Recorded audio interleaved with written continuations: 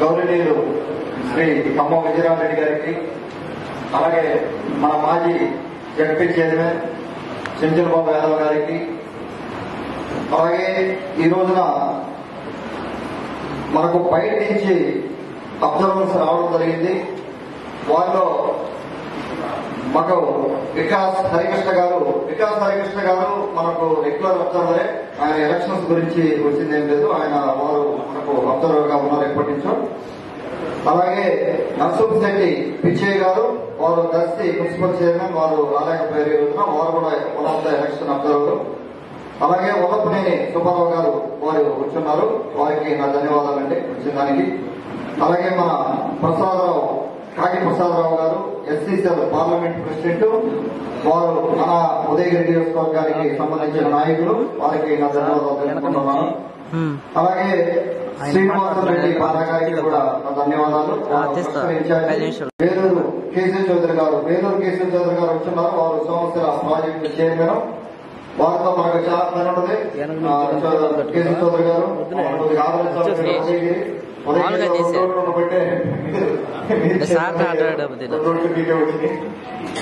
దృష్టిలో పెట్టుకుని మమ్మల్ని ఆదరించాలి. రామాయణ పొందాలనుకుంటుంది వేరే విషయం. తర్వాత పుట్టం బ్రహ్మానంద గారు, వీరేంద్ర చౌదరి గారు, రవిచంద్రరావు మానవ్ గారు కూడా, వారందరూ కూడా మనకు అబ్జర్వర్ గా ఉన్నారు. వారందరికీ నా ధన్యవాదాలు చెప్తున్నాను. అలాగే మన వీరేంద్ర గారు వెనకాల కూర్చుంటున్నారు, వారికి కూడా నా ధన్యవాదాలు చెప్తా ఉన్నాను.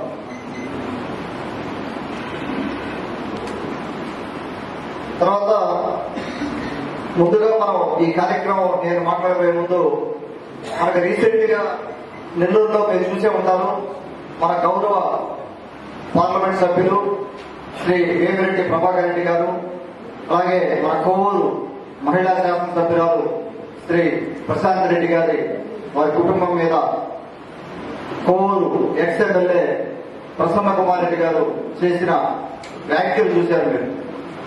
అందరూ ఇదే ఉంటారు, దాదాపు అందరూ ఎంతమందికి ఇక్కడ తెలియని వాళ్ళు ఎవరు ఉంటే చేస్తారు, దాని గురించి తెలియని వాళ్ళు, ఇన్సిడెంట్ గురించి తెలియని వాళ్ళు దాదాపు అందరికీ తెలుసు, అందరు చూసే ఉంటారు.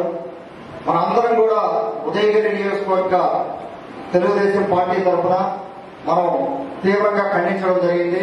మొన్న 3 రోజుల క్రితం ప్రెస్ మీట్ పెట్టి, అలాగే అన్నగారు కానీ మిగతా ఎక్కడెక్కడ గ్రామాల్లో కానీ పంచాయతీల్లో కానీ తీవ్రంగా ఖండించడం జరిగింది. ఇది నెల్లూరు జిల్లాలో లేని సంప్రదాయం. నాకు తెలిసి నేను ఇక్కడే చదువుకున్నాను, చిన్నప్పటి నుంచి రాజకీయాలు చూశాను. వారి తండ్రి నల్లపరెడ్డి శ్రీనివాసరెడ్డి గారి రాజకీయం చూశాను. నాన్నగారు ఆయన బాగుండేవాళ్ళు, ఆయన దగ్గరగా చూడడం జరిగింది నేను చిన్నప్పుడు.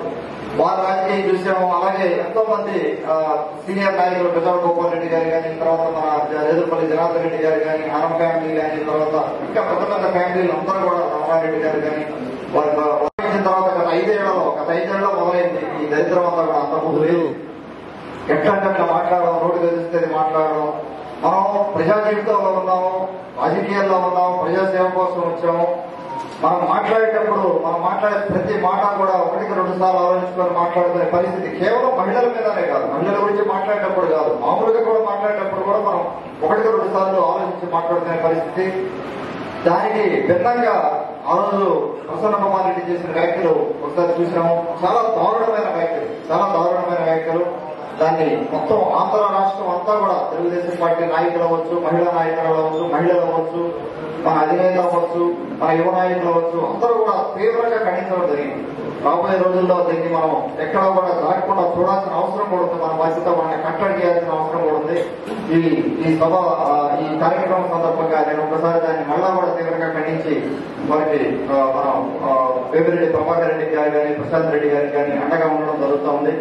ఎందుకంటే వేమిరెడ్డి ప్రభాకర్ రెడ్డి గారు మనకు ఉదయగిరి నియోజకవర్గానికి చాలా ఆప్తులు. మీరు చూసే ఉంటారు, మనకు గెలిచిన తర్వాత కూడా చాలా సార్లు రావడం జరిగింది. వచ్చినప్పుడల్లా మొన్న ఉదయగిరిలో మన రియాజ్ బైక్ తెలుసు, ఉదయగిరిలో అడగగానే కరెంట్ లైన్ గురించి కొన్ని లక్షల రూపాయలు చేయడం కానీ, ఆ పని వర్క్ స్టార్ట్ చేయడం కానీ, ఒక 1000 కేజీలు బియ్యం పంపించడం కానీ, రకరకాల సేవా కార్యక్రమాలు, వాటర్ ప్లాంట్ పెట్టడం కానీ, మన ఉదయగిరి నియోజకవర్గంలో చాలా ఆప్తులు మనకు. అంటే ఆ కుటుంబం మనకు ఉదయగిరి నియోజకవర్గానికి ఎంతో అండదండగా ఉంది. కాబట్టి మనం కూడా వారి కుటుంబానికి అండగా ఉండాల్సిన అవసరం ఉందని ఒకసారి గుర్తు చేస్తా ఉన్నాను ఈ కార్యక్రమం సందర్భంగా. తర్వాత ఈ ఈ కమిటీల గురించి కనుక చూస్తే గత మహానాడులో రీసెంట్ గా జరిగిన మహానాడులో మనం ఒక టీమ్ గా పనిచేసేటప్పుడు పదవి దాని మీద వస్తుంది. ఇప్పుడు నేను దాదాపు 20 ఏళ్ళు ఇక్కడ ప్రత్యక్ష రాజకీయాల్లో ఇక్కడ ఉన్నా కూడా నేను గత 20 ఏళ్ళుగా కూడా అమెరికాలో ఉన్నా, లేకపోతే చిన్నప్పుడు మన పార్టీలో రాజకీయాల్లో ఉన్నా కూడా ఎక్కడ కూడా పదవి నేను అడిగి ఎప్పుడు తీసుకోలేదు. పదవి ఎదుర్కొంటా మంది ఎదుర్కొంటా వచ్చింది. కష్టం చేస్తే అదే వస్తుంది. మనం చేస్తే కష్టం మనం చేస్తే పదవి ఎదుర్కొంటా మనకే వస్తుంది. కాబట్టి నేనే ఎగ్జాంపుల్ దాన్ని. నేను ఏ రోజున పదవడలేదు. ఏ పదవి నేను అడిగి తీసుకున్నది కాదు. అది దానికే ఏదే వచ్చింది. నా కష్టం నేను చేశాను. అలాగే మీరు కూడా అదే పరిస్థితి అవుతుంది. మీకు పదవి ఉంటేనే కష్టపడాలనేది లేదు. పదవి లేకపోయినా కూడా మనం ప్రజాసేవ చేయొచ్చు. మీరు ఆగంగా కష్టపడి డెఫినెట్ గా మీకు బెనిఫిట్ ఉంటుంది. దానివల్ల నేను అర్థం చేసుకోగలను. ఎందుకంటే మనం తెలుగుదేశం పార్టీలో మన బాబు గారు కానీ, తర్వాత మన గవర్నమెంట్ రన్ చేసే విధానం కానీ ఎక్కువ కార్యక్రమాలు ఉంటాయి. ఇంతకుముందు మీరు గత 5 సంవత్సరాలు చూస్తుంటారు. నాకు తెలిసి వైసీపీ వాళ్ళు మొత్తం 5 సంవత్సరాల్లో చేసిన కార్యక్రమాలు మనం 6 నెలల్లో చేస్తుంటాం. మీరు అర్థం చేస్తే 6 నెలలోనే మన కార్యక్రమాలు అయిపోయి ఉంటాయి. వాళ్ళు చేసిన లెక్క పెట్టుకుంటే కార్యక్రమాలు దాదాపుగా నెలకి 20 కార్యక్రమాలు మనం ప్రజల్లో తిరుగుతూ ఉంటాం, ప్రజల్లో పనిచేస్తూ ఉంటాం. ఇంకొకటి నేను చెప్పదలుచుకున్నది, గ్రామాల్లో 2-3 వర్గాలు ఉండవచ్చు. ఒక్కొక్కసారి మీరు ఒకటే గమనించాలి. అక్కడ అవతలని విమర్శించేటప్పుడు, లేకపోతే అవతలని ఇబ్బంది పెట్టేటప్పుడు నాయకుడిని వారు తెలుగుదేశం పార్టీ నాయకులే, తెలుగుదేశం పార్టీ మెంబర్షిప్ తీసుకున్నాడు. ఇబ్బంది పెట్టేటప్పుడు మీరు అనుకోవాల్సింది, మనం మళ్ళా తెలుగుదేశం పార్టీకే నష్టం చేస్తున్నాం. అవతల అతను తెలుగుదేశం పార్టీ కాబట్టి ఆ పార్టీకే నష్టం చేస్తా ఉన్నాం. ఎవరైనా అంతే, నేనేనంతే, ఇంకోరైనంతే, ఎవరైనంతే అవుతుంది. మనం కూడా కడప దాడి బయటకు వచ్చిన తర్వాత ఇంతకుముందు కూడా చాలాసార్లు చెప్పడం జరిగింది. మనం 100 మందితో కలిసి పనిచేయాల్సి వస్తుంది. కాబట్టి సర్దుబాటు చేసుకొని వెళ్లాల్సి వస్తుంది. ఇంట్లో ఉన్న విధంగా 4 5 పనిచేసిన విధంగా బయట డెఫినెట్ గా ఉండదు. రకరకాల మనస్తత్వాలు ఉంటాయి, రకరకాల ఓపిక మనం వింటా ఉండాలి. ఆ ఓపిక ఉండి చేసుకుంటూ వెళ్తేనే ఏ వీలైనంత వరకు నేను సహాయం చేస్తాం. మేము ఎమ్మెల్యే పార్టీ ఆఫీస్ నుంచి కానీ, సెంట్రల్ ఆఫీస్ నుంచి కానీ మీరు సపోర్ట్ గా వీలైనంత వరకు సమస్యలు పరిష్కారం చేసుకోవడానికి ట్రై చేస్తాం.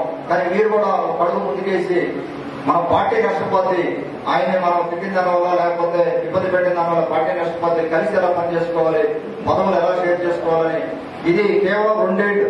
ఇప్పుడు మనం పదవి తీసుకుంటే మహానాడు నుంచి వచ్చే మహానాడు వరకు 2 ఏళ్ళు పదవి. ఈ 2 ఏళ్ళ పదవుల్లో కూడా మనం 6 నెలలకు ఒకసారి మన రివ్యూ చేసుకుంటానే ఉంటాం. అందరూ కరెక్ట్ గా ఉన్నారా, లేకపోతే ఇంకెక్కడైనా మార్పులు చేర్పులు చేసుకోవాలని. మీరు అబ్జర్వ్ చేస్తే ఎలక్షన్ ముందు ఇప్పుడు వరకు అంటే 13 నెలలు అయింది. 13 నెలల వరకు నేను ఒక్క బూత్ ఇన్ఛార్జిని కూడా మార్చలేదు. కనీసం ఒక్క బూత్ ఇన్ఛార్జిని కూడా ఏ రోజున మార్చలేదు. 13 నెలలు అయింది మా అధికారంలోకి వచ్చి. 13 నెలలు బట్టి పదవులన్నీ మీ దగ్గరే ఉన్నాయి. ఎక్కడ ఎవరు లాక్కున్నది లేదు. ఇంకొకరికి మనం అవకాశం ఇవ్వాలి.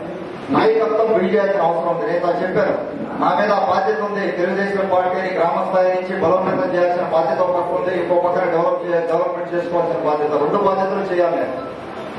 మీరు ఒకసారి కానీ కంపేర్ చేస్తే వైసీపీ గవర్నమెంట్ లో ఉన్న, వైసీపీ పార్టీలో ఉన్న నాయకులను ఒకసారి అబ్జర్వ్ చేయండి. మండలంలో ఉన్నా కానీ, గ్రామ స్థాయిలో కానీ మనం డెఫినెట్ గా ఇంకా మెరుగ్గా వెళ్లాల్సిన అవసరం ఉంది. నేను ఓపెన్ గా మాట్లాడుతూ ప్రైవేట్ గా మాట్లాడతాను.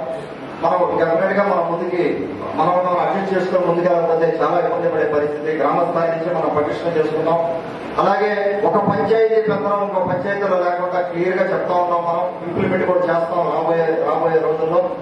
ఒక పంచాయతీ, ఆ పంచాయతీ మీది, మీ పంచాయతీ మీది, మీ గ్రామ కమిటీ మీది, మీ రోడ్లు మీకు సంబంధించిన డెవలప్మెంట్ వర్క్స్ మీ పక్క పంచాయతీలతో సంబంధం ఉండకూడదు. రేపు పొద్దున ఎంపీటీసీలు జడ్పీటీసీలు ఉన్నప్పుడు వాళ్ళ రోజు వాళ్ళకు ఉంటాయి. మండల కన్వీనర్ కూడా కమ్యూనికేటరే కానీ నేనైనా సేవకుడిని, నేనేమో నాయకుడిని కాదు. నేను మిమ్మల్ని మీ మీద పత్రం చేయడానికి ఇక్కడికి రాలేదు. నేను కూడా సేవకుడిని, నేను కూడా ఒక కమ్యూనికేటర్. కేవలం నేనంతా కమ్యూనికేట్ చేసి ఎక్కడ ఇబ్బందులు లేకుండా చూసి తెలుగుదేశం పార్టీ ముందుకెళ్ళడానికి ఉండేవాడే తప్పితే నేను ఎవరి మీద పత్రం చేయడానికి రాలేదండి. మీరు కూడా అదేవిధంగా ఆలోచన చేసి ఎక్కడ కూడా ఇబ్బందులు లేకుండా ఉంటే తొలగించుకొని మనం ముందుకెళ్దాం. ఓపెన్ గా మాట్లాడుకుందాం. ఖచ్చితంగా అందరికీ పదవులు రావాలంటే రావు ఒకే టైంలో. కొద్దిగా ఓపిక తీసుకెళ్దాం.